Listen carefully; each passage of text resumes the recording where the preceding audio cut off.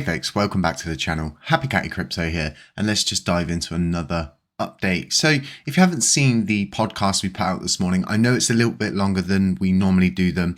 We were in a very deep conversation, really getting into the nitty gritty of what's currently going on, what happened, and where it's landing us to now. So it's a really good listen. Pop it on in the car somewhere when you're moving along, or just you don't need to watch anything. It's just a simple podcast episode, but it really does bring you up to scratch as to what happened and where we are heading.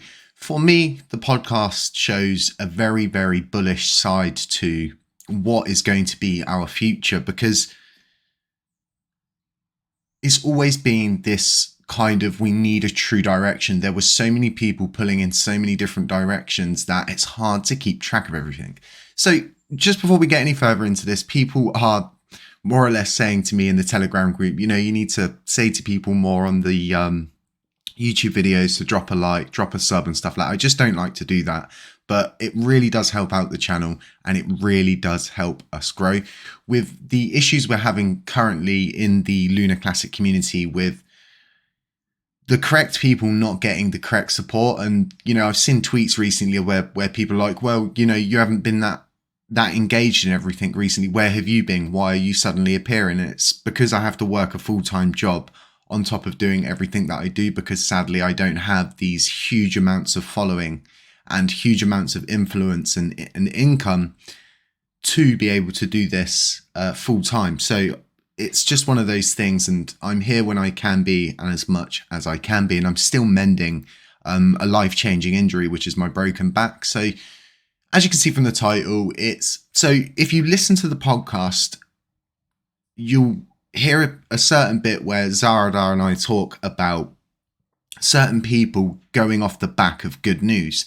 And we've had this kind of bad news hit. The market's been bad anyway, which is actually pretty fortunate. So we don't see it as bad because the whole market was moving downwards anyway. There's always going to be someone there willing to put the money down on the line, willing to risk it all on the back of good news to ride it up and make it seem like it's really going somewhere. But at the same time, that's just how it is. We can't control that. We can only work as best as we can with it. But you'll start to see nice little news articles like this. And we've known for some time that there's whispers in the wind about Coinbase purchasing Terra Classic tokens in bulk.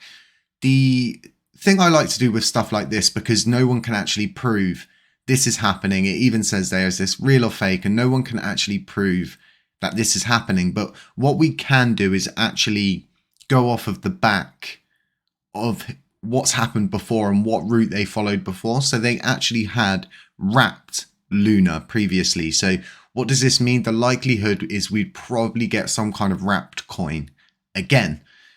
So don't bank on it. Don't get overhyped about it. Don't think to yourself, wow, this is going to, blow off. It's just simply people trying to go off the back of good, positive vibes in the community. So the next thing I kind of want to talk about is this. So it's a proposal repeals to pretty much introduce a 3-month lockout period after successfully passing a governance. So pretty much you wouldn't be able to. So when we changed the burn tax recently, if this was in place, it would then lead to no one actually being able to change it for 3 months. This is really good, but the issue then becomes, what happens if someone puts through some kind of malicious proposal, something gets put through that really it could cause a crash, or we're crashing. What do we then do when we're locked in for this 3-month period?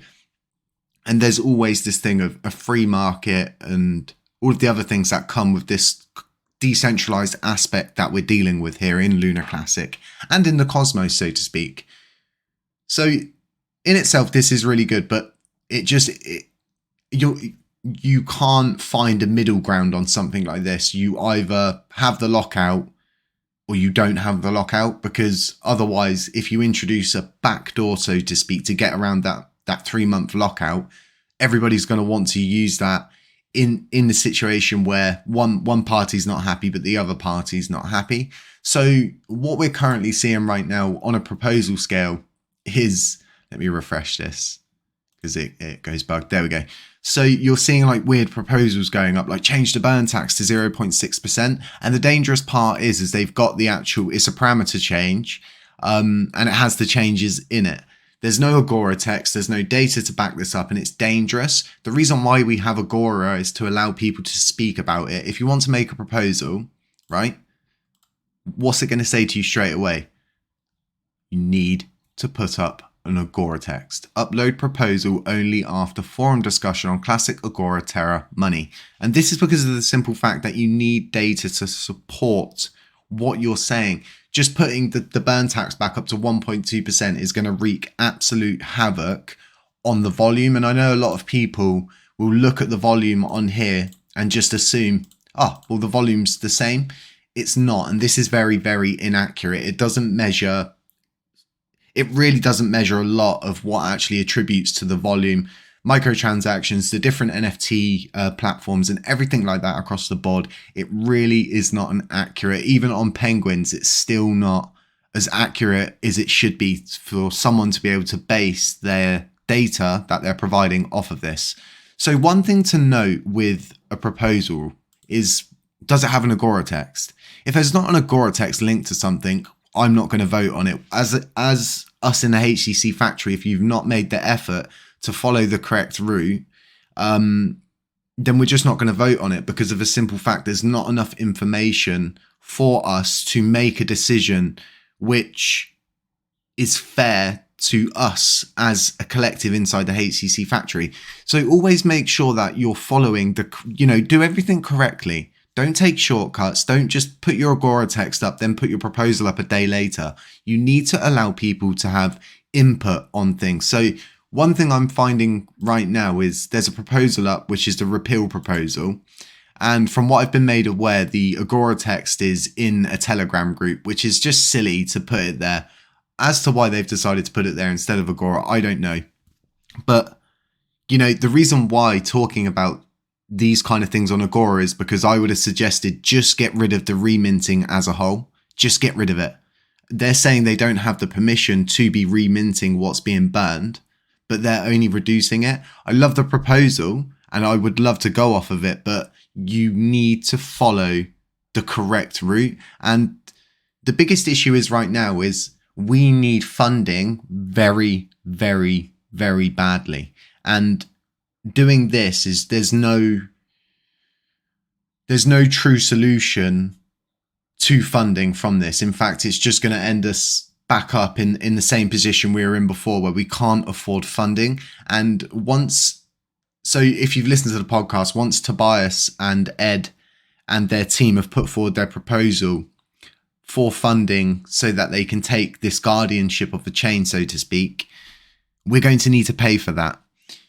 And the biggest issue right now I see is there's so many people with so many different ideas that they do not look at what else is going on. So Ed's done a Medium article recently about, completely restructuring the fees. Our fees could be our gas fees could be 60 times higher and still be within a competitive range in the crypto market. We have the most ridiculously low fees that people use Terra as a way to move money because our fees are so cheap. So reworking that and then redistributing that across these different pools is going to be a much better spend of our time. And then whilst we're leading up to that and getting to that point, the funding, we need funding. And this is just kind of landing us back in a situation where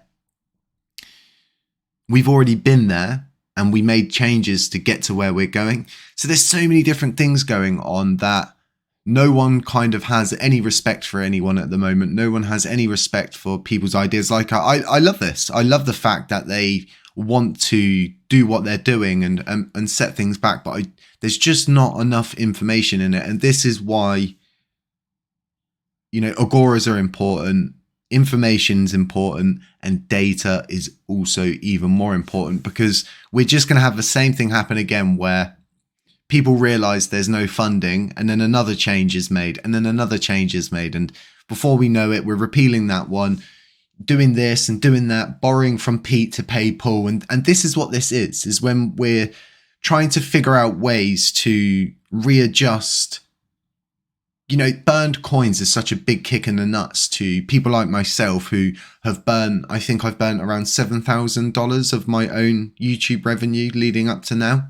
So it's a real big kick in the nuts of people like myself, and there's so much stuff going on. But the one main thing I'm really bullish about is this new movement, and I hope that there becomes this level of respect where people start to think to themselves, well, we should really have a roadmap, allow that roadmap to play out. And, you know, if people are not happy at the end of that roadmap, then we start making changes, tweaks. But the community and validators and whoever's leading as a whole need to come up with a combined roadmap that everybody can agree on, regardless of how much time it's going to take. If we don't spend the adequate amount of time looking into things, checking data, reading agoras, educating ourselves, doing our own research, we're just going to end up where we are before.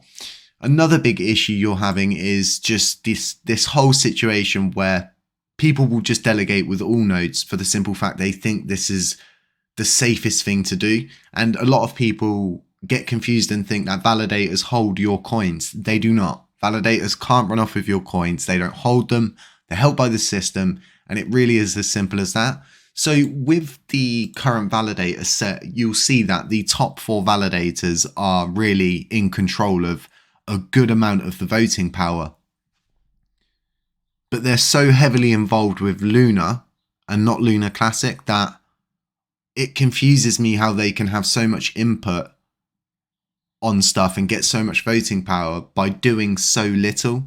And it confuses someone like myself who's, you know, we've worked so hard to provide Lunc Penguins, Lunc Blaze, the staking module, which is staking.luncpenguins. If you're delegated with us, we do have our own staking auto compounding module, which delegates your rewards automatically instead of you having to do it. But we'll leave that for another video. There is previous videos on that as well.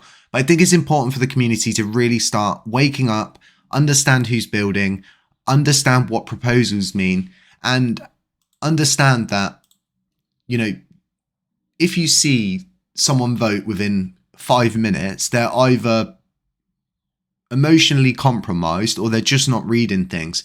We give it at least 4 to 5 days into a proposal before we even consider voting on it, because how can you make decisions that quickly? Like, I could be stood in the shower washing my hair and then all of a sudden think to myself, well, okay, that sounded like a good idea at first, but now I think about it, there's quite a lot of repercussions to that.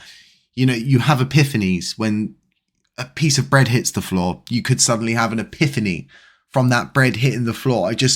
It pains me that people make decisions so quickly with such little amounts of data, and the fact that people are voting on things without Agora texts. And yeah, we really do need to wise up, folks. Start supporting the correct people so Lunc can flourish. Otherwise, we're just going to end up in a war of attrition. And I spoke with Tobias about this. It's just going to be the richest people will be able to succeed, and all of the people like myself who build for the community, not for profit. We don't look to do anything to do with money and us getting money. And, you know, Tobias said to me last night about this, and, you know, saying you really do need to treat this a bit differently, because ultimately you're just not going to survive this war of attrition. Let me know what you guys think. I hope you're staying safe. I hope you have listened to the podcast, because it really does put a very different spin on what's happening, what's going to happen, and where we are heading. Have a nice day, folks. Beware of scammers, doppelgangers, anybody pretending to be me. I'm not a financial advisor, neither is the cat, and I'll catch you in the next one. Sure.